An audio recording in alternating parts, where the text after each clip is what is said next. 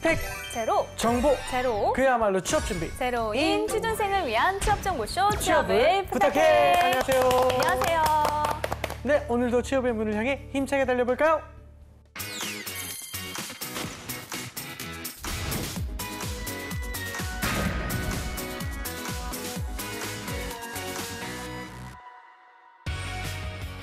당신의 인생을 바꿔줄 기적의 자기소개서 비결 Doing Yourself DIY 자기소개서. 안녕하세요. 안녕하세요. 네, 각종 취업 정보와 자기소개서 작성에 대한 궁금증 취준생과 함께 알아봅니다. 오늘은 박지원 학생 나왔습니다. 안녕하세요. 네, 안녕하세요. 박지원입니다. 네, 그리고 자기소개서의 모든 것을 알려줄 취업 컨설턴트 이민영 멘토님 모셨습니다. 안녕하세요. 네, 반갑습니다. 이민영입니다.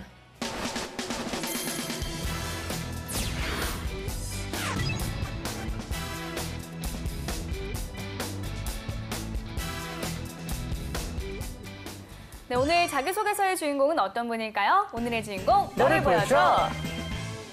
나왔습니다. 네, CJ 프레시웨이 MD직, 그러니까 구매 해외 영업 이거 지원자인데요. 네. 이 CJ 계열사 중 하나입니다. 그래도 이제 어떤 회사인지 우리 멘토님께서 먼저 설명 좀 부탁드릴게요. 자, 우리 CJ 프레시웨이는요, 1988년도에 설립이 된 회사이고요. 또 우리 프레시웨이 영어로 해석하면 어떻게 되죠? 신선한 길. 맞아요. 그래서 식자재를 신선하게 유통하는 회사예요. 네. 식자재 유통뿐만 아니라 우리 급식 사업이라고 하는데요. 뭐 학교라든가 아니면 회사, 구내, 식당 또는 병원 같은 데 급식 서비스를 제공하고 있습니다. 네. 네, 저는 CJ 교육을 많이 들어가서 제가 연수원에서 밥을 많이 먹어봤는데요. 네. 정말 그 맛은 설명할 필요가 없을 정도로 너무나 신선하고 아주 저도 먹어보지 않았겠습니까? 아, 그러셨어요? CF가 만든 음식입니다. 진짜 맛있습니다. 양도 정말 많고요. 고기 질이 너무 좋습니다. CJ 사랑해요. 네.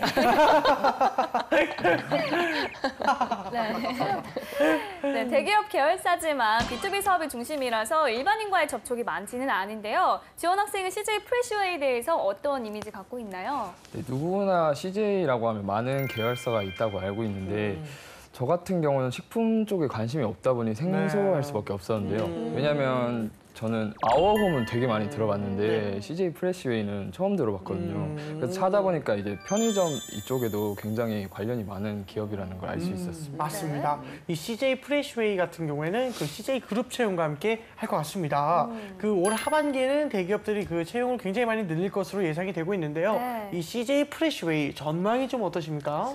네, 아무래도 우리가 먹거리라고 하는 게요. 가장 사람이 살아있는 한 가장 큰 이슈거리 중에 하나가 이제 됩니다. 자, 그래서 우리 사람의 인식 자체가 한 끼 먹고 그냥 끝내버릴래 이게 아니라 정말 좋은 음식을 건강하게 잘 먹고 싶어 하죠. 그래서 회사의 장기적인 전망은 굉장히 밝아요. 매출도 계속 상승을 하고 있고요. 그럼 그에 따라서 공채 인원도 아마 점점 증가되지 않을까 이렇게 살펴볼 수 있습니다. 네. 이 그룹 차원의 채용을 할 경우에 서류 통과 후에 인적성 평가를 하게 될 텐데요. CJ그룹의 인적성 평가 특징은 어떤 것이 있을까요? CJ 같은 경우에는 일단 두 가지로 평가를 하는데요. 네. 우리 기초직업 능력하고요. 가치관을 평가를 합니다. 네. 그런데 이제 그 시험 문제라고 하죠. 평가를 할 때요. 네. 이게 두 개가 항목이 나뉘어져 있는 게 아니라 막 섞여 있어요. 섞여 있어서 그 누구보다도 문제를 빨리 읽고 그 제한된 시간에 많은 문제를 해결할 수 있는 능력이 조금 필요하거든요. 그러면 훈련이 필요한데 자, 굳이 훈련까지 해가면서 가치관 어떤 테스트를 해야 되냐. 자, 그래도 CJ에 어플라이를 하는 지원자라면 좀 적화되어 있는 어떤 훈련 방법이 조금 필요하지 않을까 이렇게 생각을 합니다. 네. 자, 이렇게 인적성 평가를 비롯해서 면접까지 거쳐서 각 기업에 적합한 인재를 뽑게 될 텐데요. CJ 프레시웨이의 경우에는 좀 어떤 인재를 선호하나요? 우리 CJ 프레시웨이의 인재상은요. 정직하고 열정적이며 창의적인 인재, 또 글로벌 역량을 갖춘 인재, 전문성을 갖춘 인재 이렇게 인재상 나타내고 있습니다. 네, 오늘 주인공이 지원하는 분야는 MD직이에요. MD. 그 CJ 프레시웨이의 MD직군 구체적으로 이제 어떤 일을 좀 하나요? MD는 우리 잘 아시겠지만 물건을 구매하는 사람들이에요. 일단 그 식자재를 유통하는 회사이다 보니까 신선하고 좋은 것들을 그 최적화된 가격으로 적기에 구매를 하는 그 이런 능력이 이제 필요하고 이러한 업무를 수행을 하는데요. CJ 프레시웨이 CJ 같은 경우에는 MD도 이렇게 그 상품에 따라서 나뉘어져 있어요. 그러니까 예를 들어 이런 식인 거죠.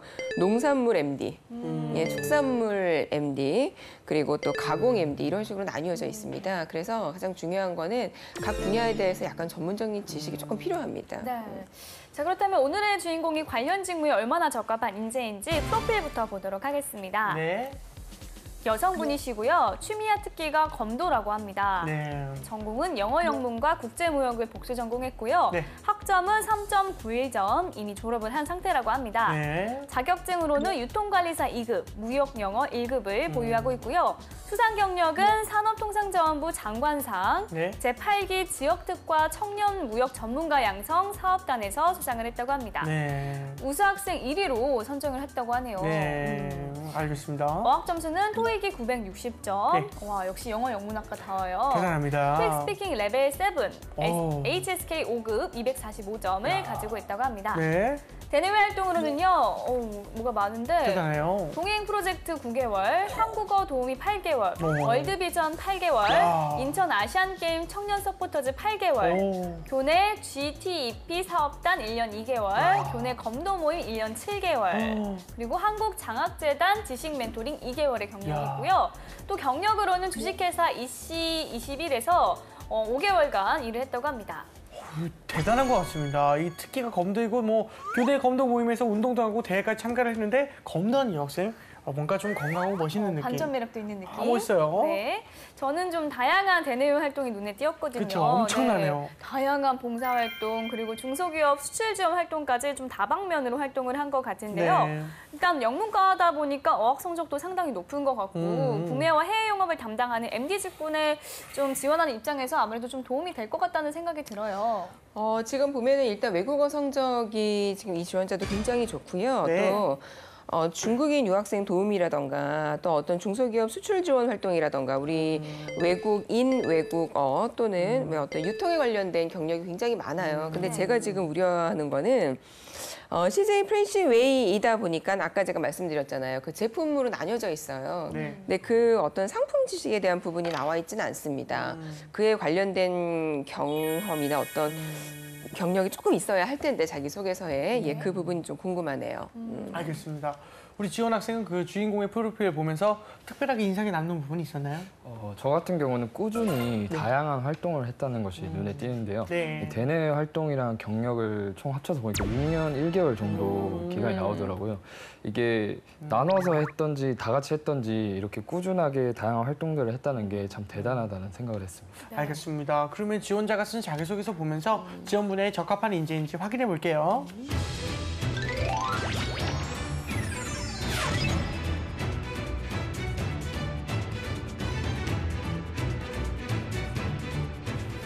CJ 프레시웨이 MD직 지원자의 자기소개서 먼저 첫 번째 항목부터 보도록 하겠습니다. 네.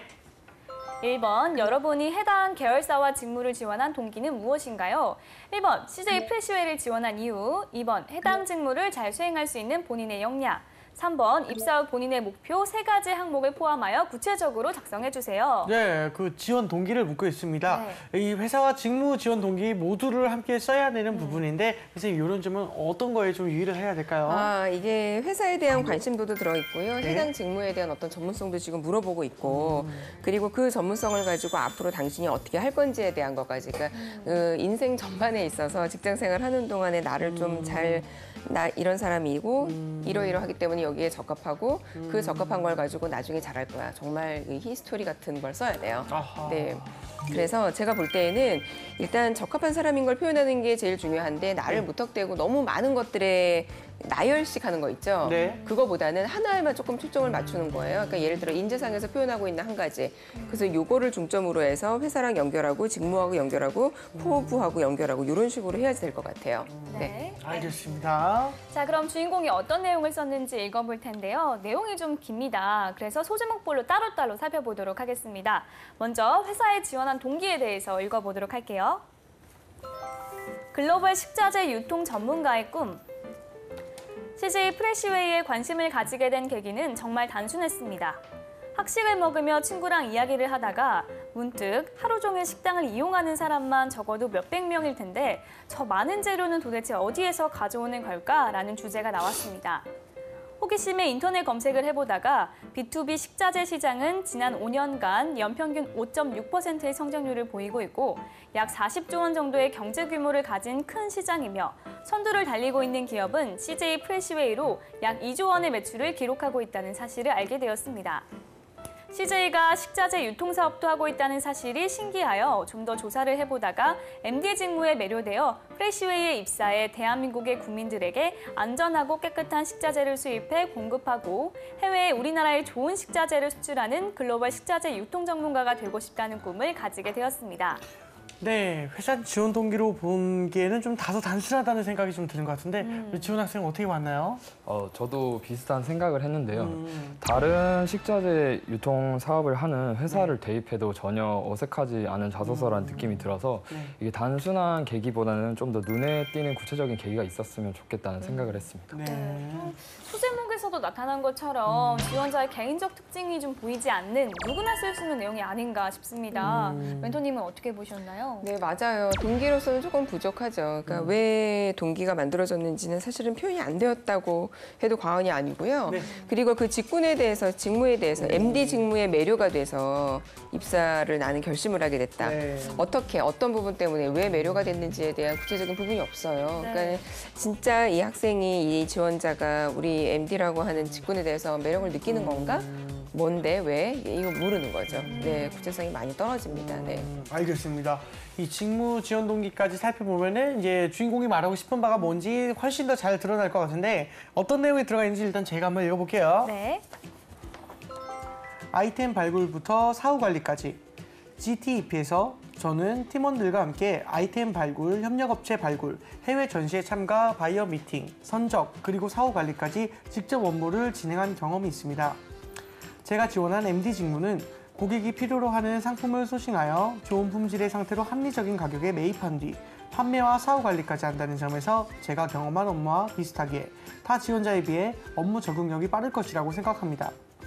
저는 GTEP에서 화장품과 문구 제품을 대만, 미국, 홍콩, 싱가포르에 수출하며 약 20만 불의 실적을 내고 우수학생으로 선정되어 산업통상부 장관상을 수여받았습니다.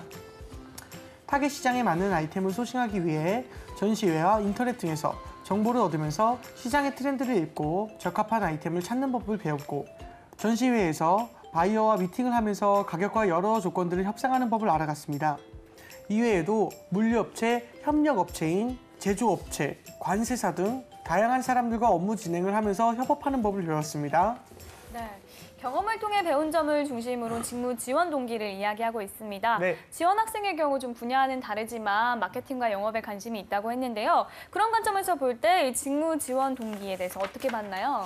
일단 남들과는 다른 본인의 경험을 작성하고 또 구체적인 내용이랑 전공과 직무와 관련된 경험을 써줘서 좋았는데 이게 내용적인 면에서 타 지원자에 비해라는 말을 써주셨는데 네. 이게 타 지원자가 본인보다 어떤 역량이 뛰어나는지 모르는 상황에서 네, 이런 말 쓰는 건 조금 안 좋다고 위험한 생각을 발언일 수 했습니다. 있죠. 그렇죠.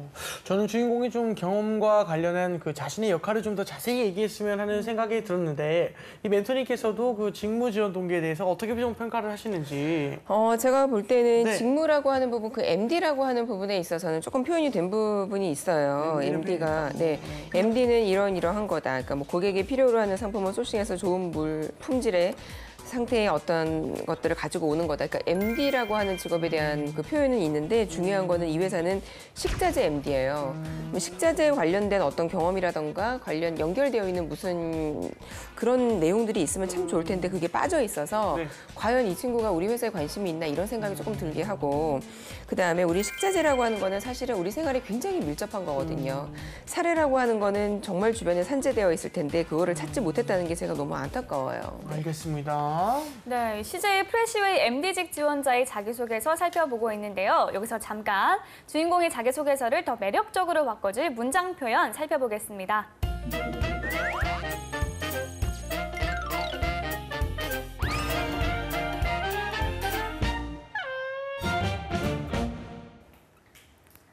막간을 이용한 보미의 효과적인 문장 표현법 알아보겠습니다. 오늘 문장 표현과 관련해서는 띄어쓰기에 대해 살펴보겠습니다. 자기소개서를 살피다 보면 의존명사의 띄어쓰기 오류가 자주 보이는데요. 일부 의존명사의 경우 조사로도 쓰이다 보니 때로는 띄어쓰고 때로는 붙여쓰기 때문입니다. 오늘 주인공의 자기소개서 중에는 어떤 것이 있나 살펴볼까요?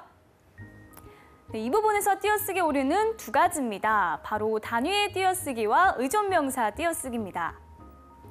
이용하는 사람만 적어도 몇백 명일 텐데 우선 숫자가 아닌 한글로 수를 쓰고 뒤에 단위가 오면 반드시 띄어써야 합니다. 그리고 또 하나 띄어써야 할 부분이 텐데인데요.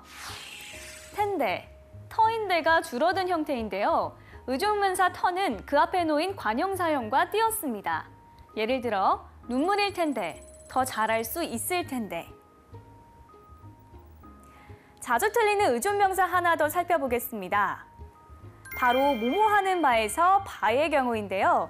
이것은 때로는 의존명사로 때로는 어미로 쓰여 띄어써야 할지 붙여써야 할지 애매할 때가 많습니다. 바, 의존명사로 쓰일 경우 띄었습니다. 예를 들어 어찌할 바를 모르겠다. 맡은 바 임무. 이처럼 앞에 꾸미는 말이 있거나 바를처럼 뒤에 조사를 붙일 수 있으면 의존명사입니다.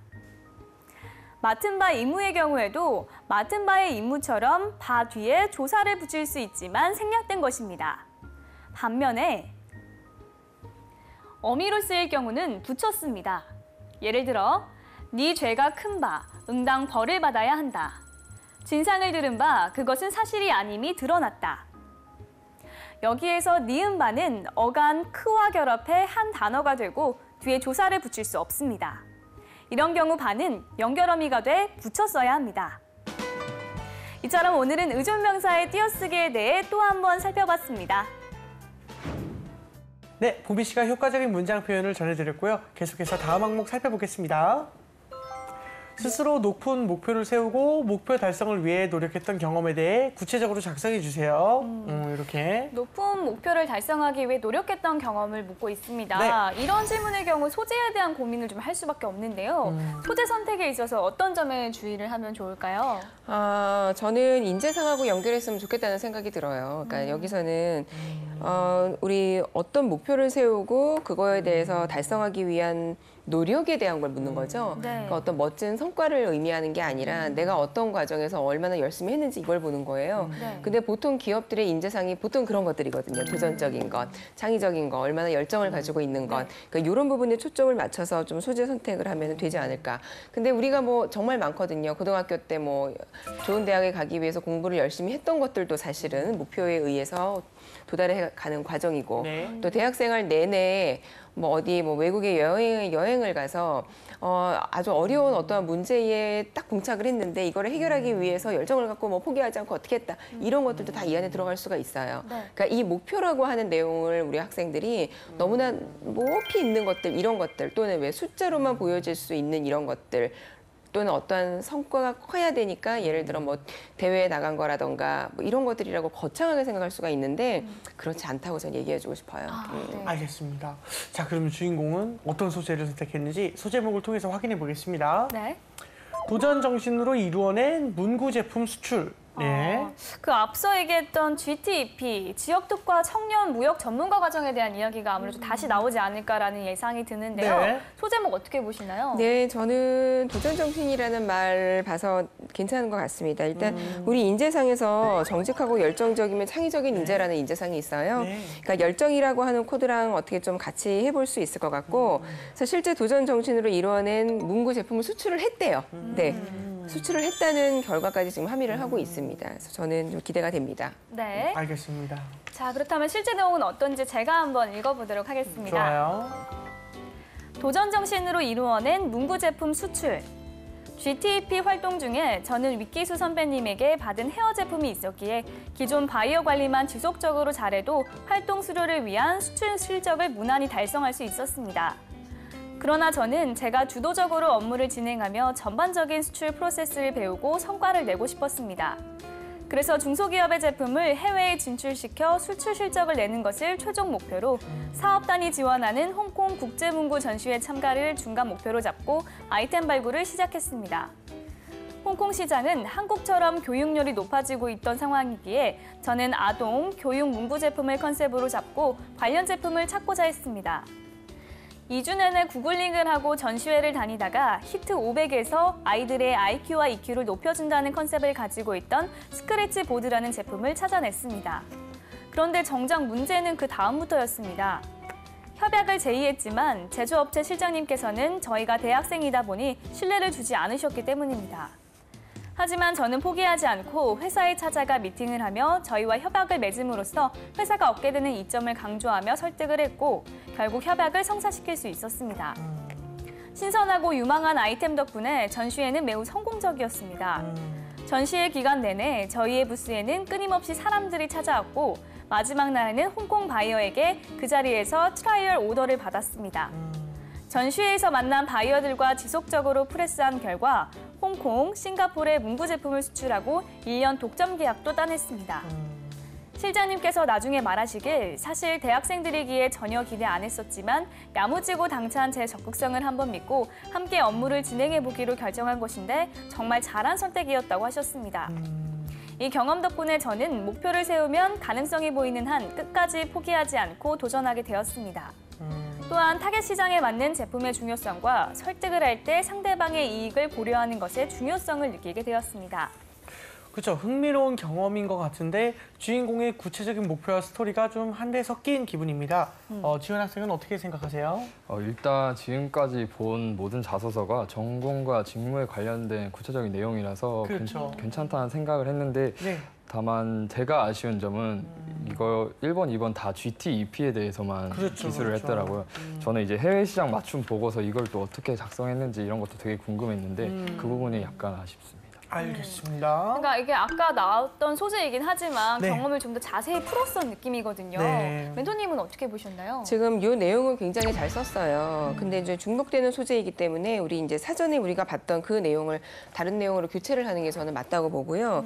이 내용은 중간중간에 보면은 중간에 이렇게 실패할 수도 있었는데 내가 어떻게 해나갔다라는 게 굉장히 잘 표현이 되어 있어요. 그래서 지금 말씀해 주신 것처럼 풀어 쓴 느낌이 나서 우리가 읽는 재미도 조금 있고요. 그리고 마지막에도 나는 앞으로 어떻게 해서 어떻게 할 것이며 그게 왜 중요한지 느끼게 됐다. 이제 내가 배운 점까지도 지금 표현을 잘 하고 있어요. 근데 저 같으면은요, 저 자꾸 이제 제가 욕심을 내는 게 그러면 우리는 지금 이 회사에 지금 지원을 하려고 하는 거니까 프레시웨이라고 하는 회사.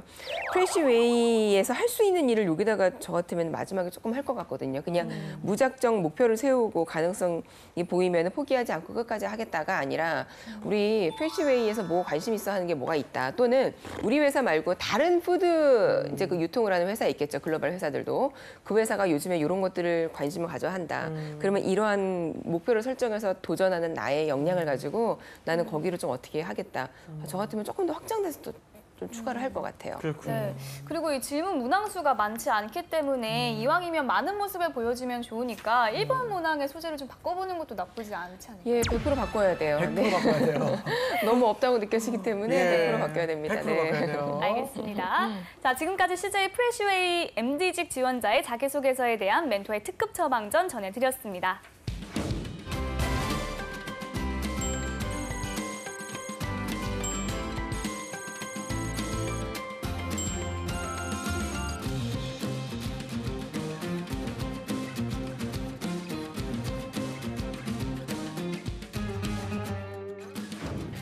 네, 이번에는 오늘의 출연자 지원 학생이 나설 차례입니다. 오늘 살펴본 자기소개서 항목 중 한 항목을 직접 써왔죠? 네, 멘토님이 미리 써야 할 방향에 대해 알려주셨고 그걸 바탕으로 짧게 써봤습니다. 네, 여러 항목 중에 어떤 내용에 대해 썼나요? 네, 제가 써본 항목은 두 번째인데요.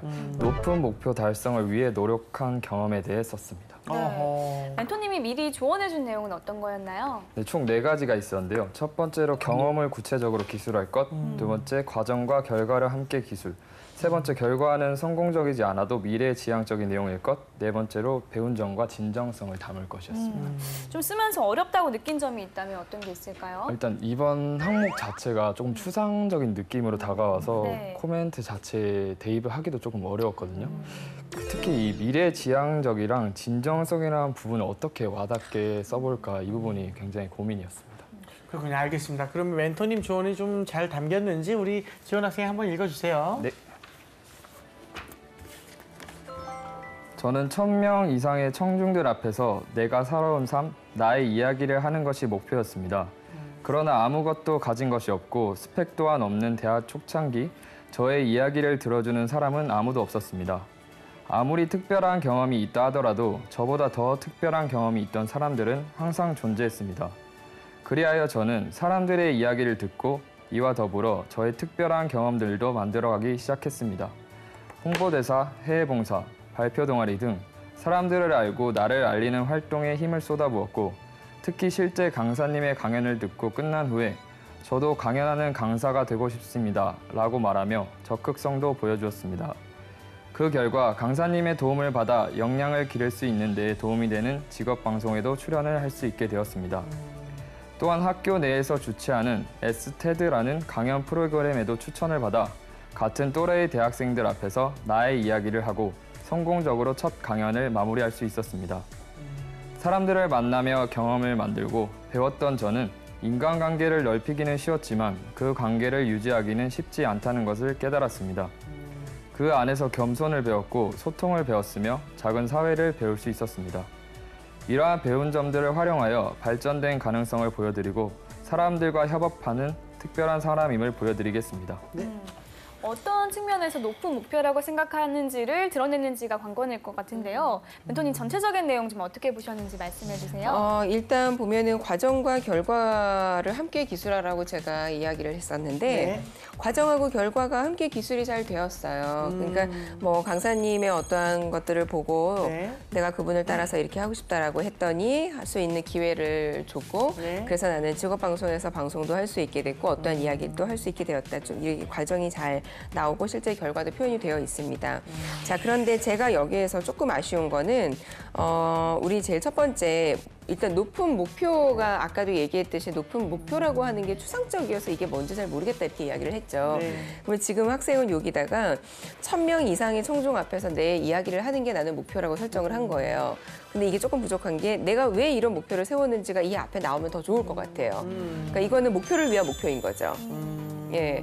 그러면 목표라고 하는 거는 이유가 있어야 되는데 그 이유가 없기 때문에 제가 조금 왜 사람들 앞에서 이야기를 하고 싶어 하는 걸까 이런 의구심이 들어요. 그것만 있으면 참 좋을 것 같거든요. 그러면 그게 표현이 되면 그게 제가 제일 마지막에 배운 점과 진정성을 담아야 한다 그랬죠. 진정성이라는 게 그 안에 들어가는 거예요. 이것 때문에 이런 목표가 만들어졌어. 그럼 나 정말 이거를 이뤄야 돼. 그러니까 진정성은 그렇게 표현이 되는 거죠. 예. 그러니까 지금 진정성이 표현이 안 되는 이유는 내가 했던 것 중에서 막 찾으려고 하니까 억지로 표현이 안 되는 거예요. 네. 알겠습니다. 자, 멘토님의 조언 잘 새기면서 하반기 채용을 잘 준비했으면 하는 바람입니다. 이렇게 오늘 순서 모두 다 진행을 해봤는데요. 지원 학생 오늘 함께하면서 특별히 기억에 남는 게 있다면요? 그냥 모든 것들이 기억에 남는 것 같은데 이 멘토님이 그냥 멘토님이 아니라 기업에서 나오신 진짜 그런 분 같이 구체적으로 다 설명을 해주셔서 제가 기업에 대해 굉장히 아직은 많이 모르고 있구나 이런 부분을 반성하게 된 것 같습니다. 아니에요. 이제 뭐 배워가면 되는 거고 워낙에 지원 학생도 잘하는 친구니까 그러니까요, 네. 땀을 흘려요. 아우, 덥네요, 갑자기. 알겠습니다. 힘내시고요. 일단은 마지막으로 MD직 지원자를 위해서 조언 한마디 좀 부탁드릴게요. 예, MD는 유통 전반에 있어서 전문가라고 이야기를 할 수가 있어요. 네. 근데 또 그뿐만 아니라 내가 지원하고자 하는 회사가 어떠한 산업군인지 그에 대한 상품, 제품에 대한 지식도 충분히 갖춰야 된다고 말씀드리고 싶습니다. 네, 알겠습니다. 자, 오늘은 CJ 프레시웨이 MD직 지원자의 자기소개서 살펴봤습니다. 탄탄한 자기소개서로 취업의 꿈을 이루길 바라면서 DIY 자기소개서 오늘 순서는 여기서 마치겠습니다. 감사합니다.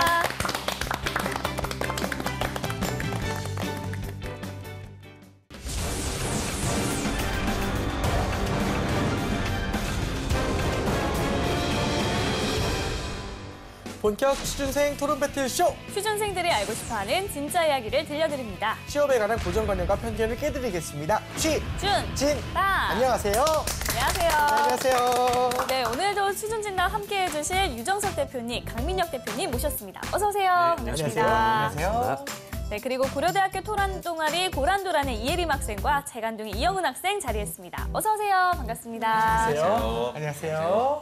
요즘 취업이 어렵다 보니까 이 공무원 시험 준비를 하는 공시생들이 늘어나고 있는데요. 네. 시험에 총 22만 1,853명이 응시를 하면서 공무원 시험 역사상 최다 지원 인원을 기록했다고 합니다. 굉장히 많네요. 이게 어마어마한 숫자인 것 같은데 특이점이 좀 있다고요, 이게? 네, 22만 1,853명 중에 약 1만 2천여 명이 21세 이하 응시자였습니다. 오. 네, 고등학생이나 재수생들이 대학 대신에 공무원 시험을 선택한 것인데요. 네. 이 중 18세에서 19세 응시자는 3,156명으로 작년보다 1,000명 가량이 늘어서 네. 이제 전체 응시자 중에서 10대가 차지하는 비중이 예년에는 1.1%였던 데에 비해서 이제 1.4%로 증가했다고 합니다. 오, 네. 네, 이런 현상을 담은 신조어도 생기고 있다고 하는데요. 어떤 거죠?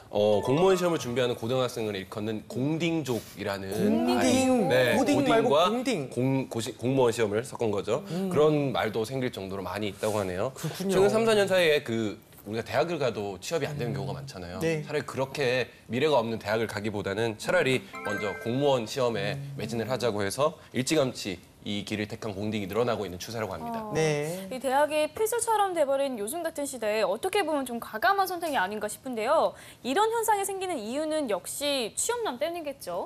그렇죠. 뭐 취업난도 그렇고 사회적으로 봤을 때 워낙 지금 뭐 고용이 포화돼 있고요. 그러다 보니까 사실은 신분 상승의 기회가 좀 이제 많이 줄어들고 있고 네. 무엇보다도 안정성을 많이 택하죠. 기업들도 안정성을 택하는 만큼 취업 준비생들도 마찬가지이기 때문에 네. 사실 공무원 시험 같은 경우는 이제 합격만 된다고 그랬을 때는 뭐 노후까지 다 보장이 되는 부분도 있고 네. 또 이제 많이 몰리는 이유 자체가 아무래도 시험만 통과하게 되면은 거의 바로 합격이 되기 때문에 네. 많이들 몰리고 있습니다. 구급 공무원 시험이 개편된 것도 네. 이러한 공딩족 증가에 한몫을 좀 한 것 같습니다. 네. 2013년도 필수 과목이던 행정법, 총론과 행정학 개론이 선택 과목으로 네. 바뀌었고 그다음 우리 공딩족한테 유리하다고 할 수 있는 고교 교과인 사회, 과학, 수학 등이 선택 과목으로 추가가 됐습니다. 네. 그러다 보니까 아무래도 고교생들이 학업과 병행하면서 시험을 보다 손쉽게 준비할 수 있다 보니까 아무래도 이런 공딩족들도 계속해서 증가하는 것 같습니다. 네. 취업의 문도 좁지만 아무래도 좋은 대학으로 가는 그 진학의 문도 좀 좁다. 이런 것 때문에 아마 공딩족이란 말이 좀 생겨난 것 같습니다. 네, 그러니까 이런 현상에 대해서 핫 키워드를 통해 좀 더 자세히 알아보면 좋을 것 같은데요. 네. 자, 먼저 첫 번째 키워드 공개해 주세요. 공개해 주세요. 공딩의 모든 것. 자, 뭘까요? 빨리 나왔으면 좋겠다. 27%. 27%네요. 어떤 게 27%라는 거죠? 고등학교 졸업생 중에 27%가 혹시 공딩에 응시? 그렇게나 많이. 거의 뭐 3분의 1인데. 그러게 많이요. 이거 누가 준비했나요? 네, 제가 준비를 했는데요. 아유, 깜짝 놀랐어요. 맞습니까? 아니요, 너무 터무니없는 말씀을 하셔가지고. 그래, 아닌가 보네요. 이게 한 공무원 시험 전문 학원에서 통계를 내봤는데 네. 재수생이나 고등학생들이 수강하는 비율이 27%, 4분의 1이 넘는 비율이었다고 하네요. 뿐만 아니라 공무원 시험 온라인 강의를 듣는 학생들도 이런 공딩족이 많아지는 것 같은데요. 2014년에서 2015년으로 한 해가 지나갈 동안 네네. 5.3%에서 무려 25.3%로 가파르게 증가를 했다고 합니다. 그렇군요. 일단은 뭐 학원가에서 좀 새로운 문화가 생기고 있다. 이렇게 들었는데 그런가요? 네, 노량진 학원가에서는 3년 전부터 고등학생들을 대상으로 네. 입시 설명회가 아니라 공무원 시험 설명회를 새로 시작했다고 합니다. 네. 설명회에서는 9급 공무원 시험은 교정, 보호직을 제외하고는 만 19세 이상부터 응시가 가능하고 경력, 경쟁, 채용의 경우에는 학력이나 경력에 상관없이 응시가 가능하다는 점을 강조하면서 고등학생들의 마음을 흔들어 놓고 있다고 합니다. 이 고등학교 졸업 후에 바로 공무원 시험을 치는 게 유리한 점이 뭘까요? 일단 순수해서예요.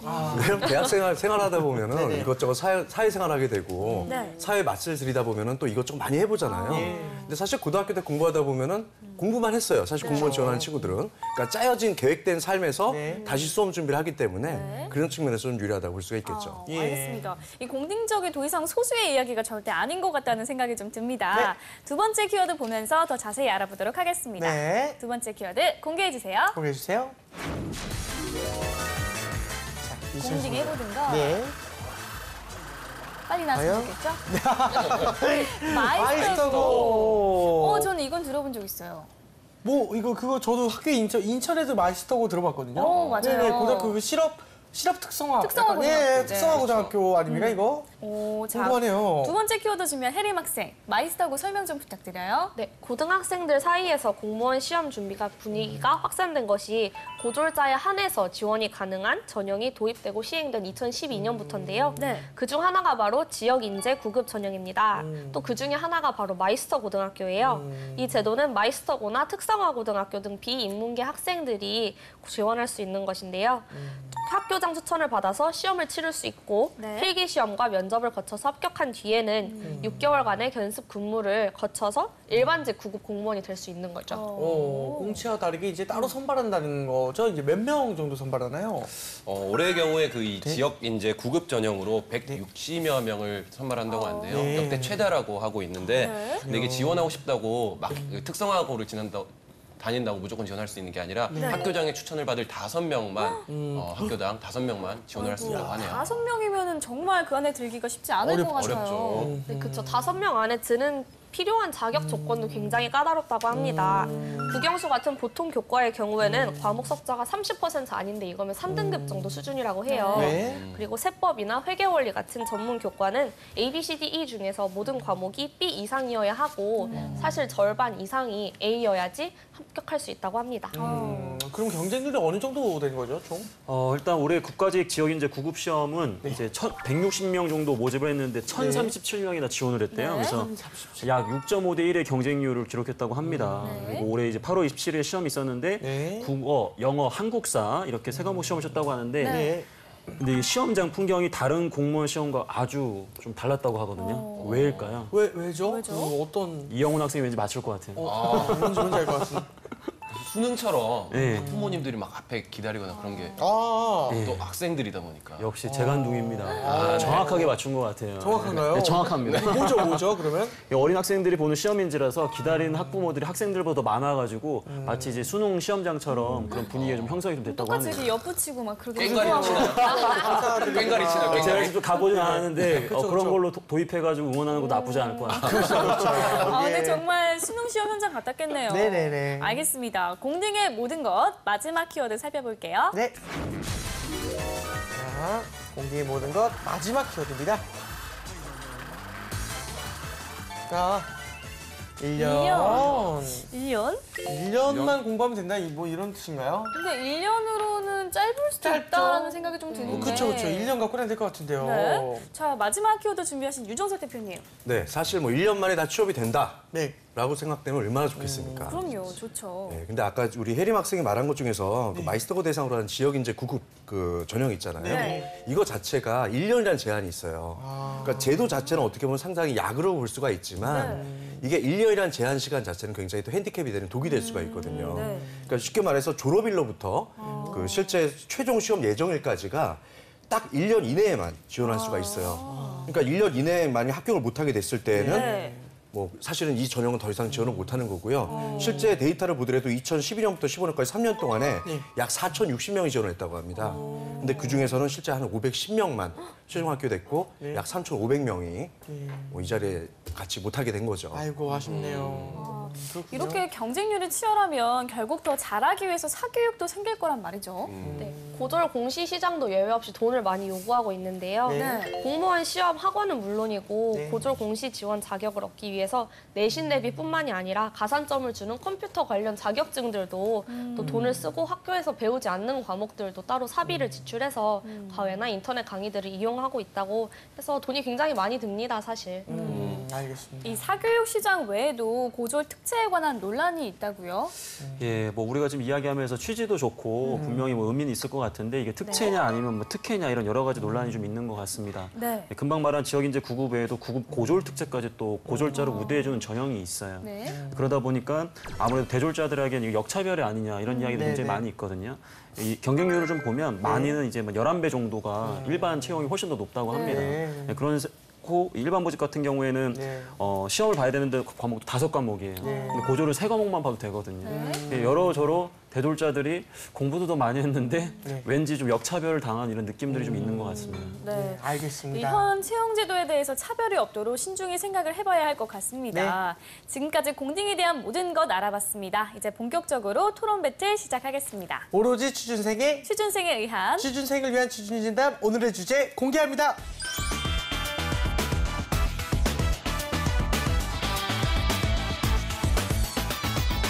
네, 오늘의 취준진담 주제는요. 심해지는 취업난, 고졸 공무원의 올인, 합리적인 선택이다 대 그래도 대학 진학이다입니다. 아, 그렇군요. 일단 우리 취준진담 제작진 앞으로 사연이 왔는데 한번 읽어볼까요? 네. 하고 싶은 것도 많고 먹고 싶은 것도 많고 꿈도 많은 18 소녀입니다.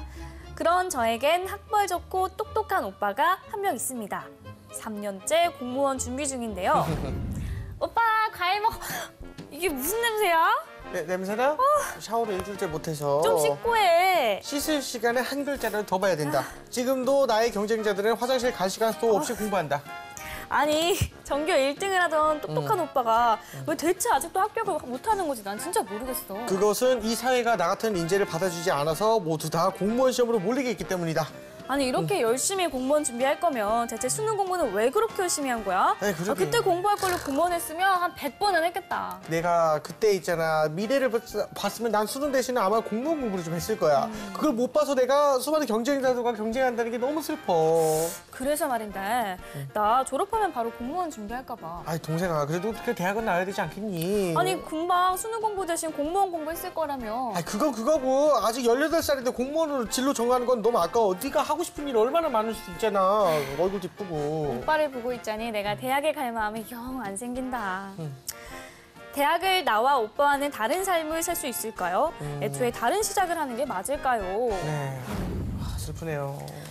사연 속 오빠의 모습이 우리 취준생들의 모습이 아닐까 싶은데요. 네. 옆에서 그런 모습을 지켜보면 저런 생각을 할 수도 있을 것 같아요. 그러게요. 근데 저는 조금 속상한 게 이제 18살 때부터 저런 생각을 벌써 갖는다. 이건 네. 조금 마음이 아픈 일이지 않을까. 좀 아까운 것 같습니다. 네. 이 꿈과 이상 사이에서 고민하는 취준생뿐만이 아닌가 봅니다. 고등학생 역시 마찬가지인 것 같은데요. 우리 고등학생들을 위한 오늘 네 분의 인생 선배들이 인생의 길을 열리는 발언들 해주시길 바라겠습니다. 자, 먼저 영훈 학생부터 1분 발언 시작해주세요. 네, 1분 발언 시작하겠습니다. 사회 전반적으로 공무원이라는 직업에 대한 선호도가 굉장히 높은 상황입니다. 그 선호하는 이유 중에 가장 큰 이유는 아무래도 안정성을 꼽고 있는데요. 이는 사회가 불안정하다는 것의 반증이기도 합니다. 이렇게 불안한 사회 속에서 이른바 공딩들의 선택은 안전한 전략이라고 생각을 합니다. 취업이 힘든 상황에서 큰 장벽 없이 진입을 할 수 있고요. 안정성이 보장되는 직업이기 때문이죠. 다른 사람보다 일찍 진로에 도전해서 유리한 고지를 전환한다는 것은 그만의 생존 전략이라고 생각을 합니다. 반면 원치 않은 대학 진학에서 얻는 것보다 잃는 게 많다고 생각을 합니다. 대학을 가든 안 가든 공무원 시험 합격에는 큰 차이가 없다고 다들 알고 있고요. 오히려 대학을 갔을 때 가서의 등록금과 같은 돈 그리고 시간 낭비가 될 수 있다고 생각합니다. 대학에서 배우는 것들이 또 사회생활에 큰 도움이 될까 하는 것에도 의문이 있습니다. 일찍부터 자신의 진로와 직장에 대한 고민을 한 공딩들의 선택을 이해해줘야 할 시기라고 생각합니다. 네, 잘 들었습니다. 이번에는 혜림 학생 1분 발언 시작해주세요. 네, 1분 발언 시작하겠습니다. 사상 최악의 실업률에 따라 최근 대학 진학을 포기하고 공무원 시험을 일찌감치 준비하는 고등학생들이 늘고 있는 추세입니다. 하지만 이런 태도는 학생 본인의 진로와 국가 업무 효율성에 있어 부정적인 측면이 더 많습니다. 먼저 아직 하고 싶은 것도 정해지지 않았고 하고 싶은 것과 할 수 있는 것의 차이조차 명확하지 않은 나이가 바로 청소년기입니다. 진로 탐색 없이 무작정 공시에 뛰어들었다가 실패할 경우 차선으로 선택할 수 있는 진로는 굉장히 제한적입니다. 나아가 공무원은 국가와 사회를 위해 일하는 직업입니다. 그런데 사회에 대한 이해가 무엇보다도 필요한 자리이지만 고등학생들이 갖는 사회적인 경험은 얼마나 될까요? 대학 진학을 통해 자기 자신과 사회에 대한 이해가 보다 먼저 선행되어야 할 것입니다. 감사합니다. 네. 네, 잘 들었습니다. 갈수록 더해지는 취업난 속에서 고등학생들이 대학을 넘어 취업까지 걱정해야 하는 때에 이르렀습니다. 인생의 큰 갈림길 앞에 선 학생들을 위한 토론 부탁드리겠습니다.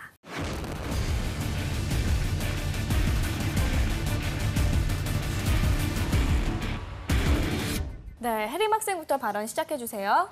네, 일단 먼저 한 가지를 여쭤보고 싶어요. 혹시 고등학교 때 꿈이랑 지금 대학생으로서의 꿈이랑 동일하신가요?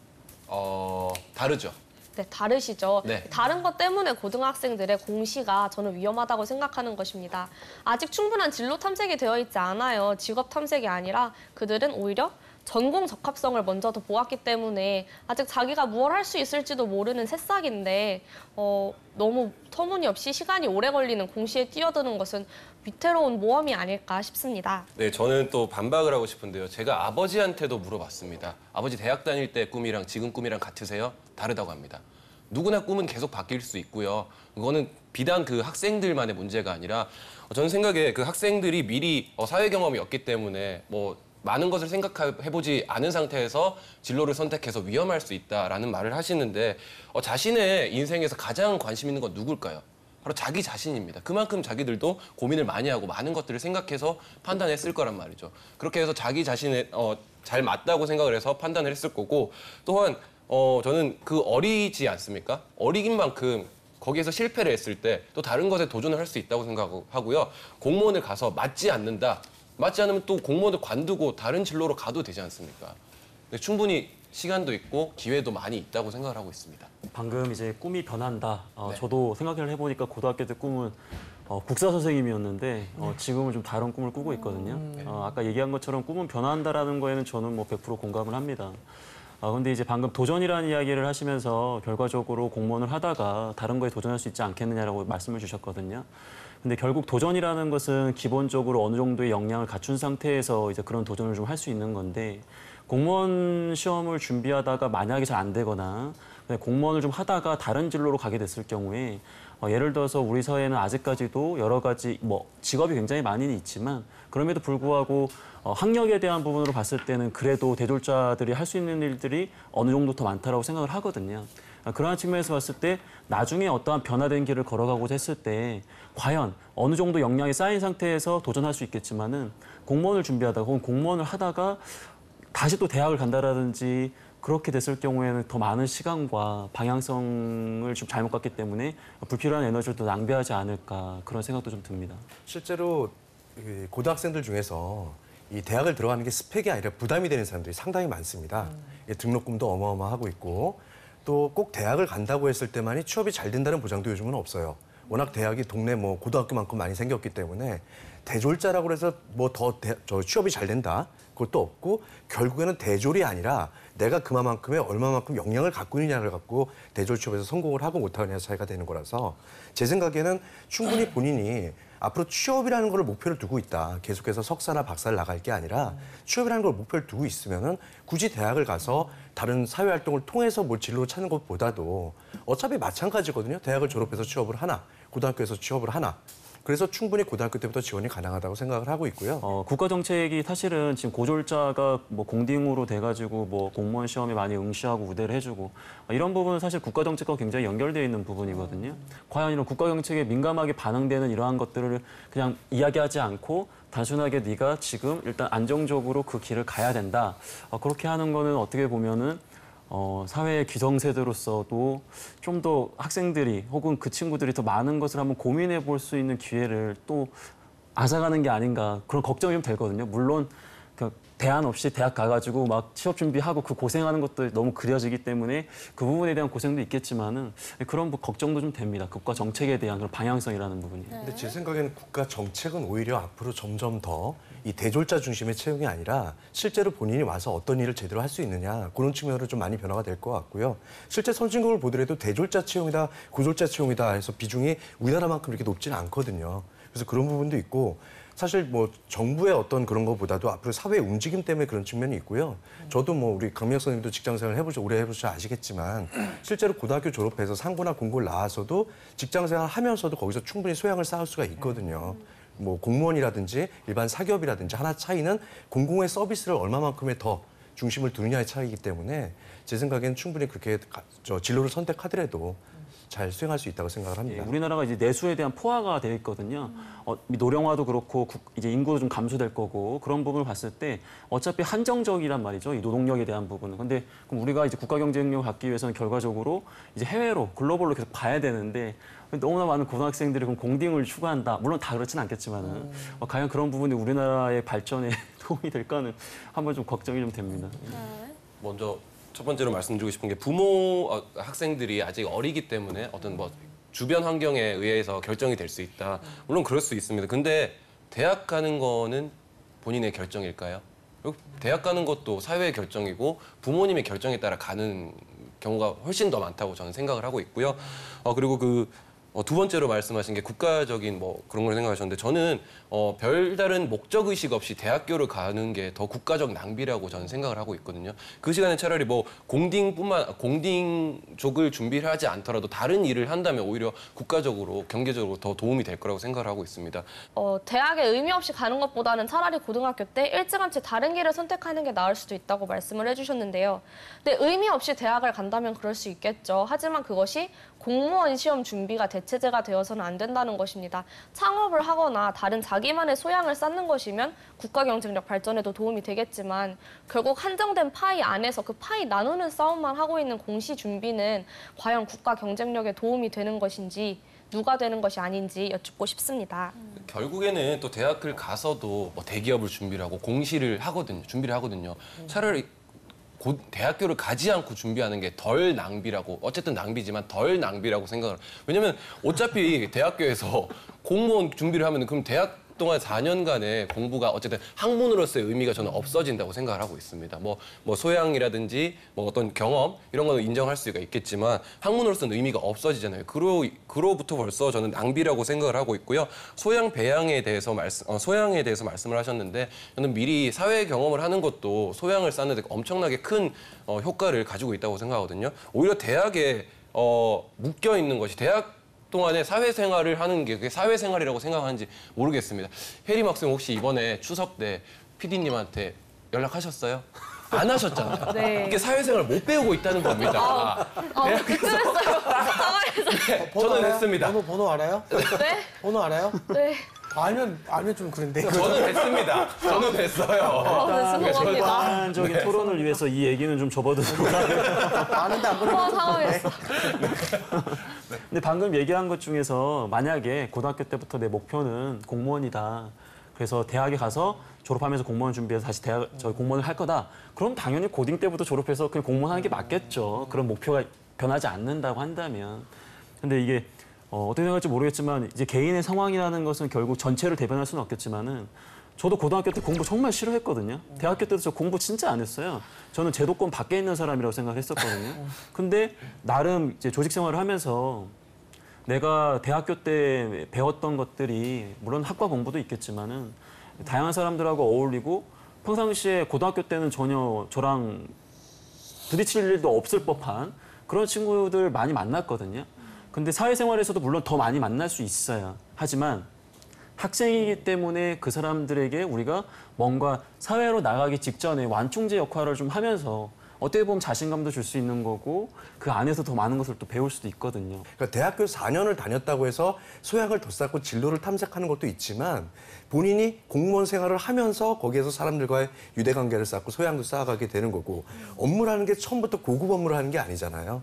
그렇기 때문에 어떻게 보면 차근차근 가장 바닥 업무서부터 추진해 나가면서 거기에서 본인의 직무 역량하고 소양까지도 쌓아갈 수 있다고 저는 생각을 해요. 그래서 어차피 취업을 생각을 하고 있다라면 공무원이냐 아니면 사기업이냐 이런 걸 생각을 하기 전에 공무원을 지원하는 이유는 공무원 쪽에 많이 오픈이 돼 있으니까 그쪽을 많이 또 가려고 하는 거고요. 공무원이 아니라 사기업 쪽도 많이들 지원을 하고 있어요. 그래서 제 생각에는 어차피 취업할 거라면 이런 제도를 충분히 활용을 해서 어떻게 보면 사회생활에서 바닥부터 제대로 한번 밟아 나가는 게 더 좋지 않을까 그렇게 생각이 됩니다. 네, 두 팀의 이야기 잘 들었습니다. 네. 그럼 지금부터는 토론으로는 절대 알아낼 수 없는 진실을 들어보는 시간 갖겠습니다. 그동안 인사 담당자들이 취준생들에게 절대 알려주지 않았던 진실을 낱낱이 파헤쳐 보겠습니다.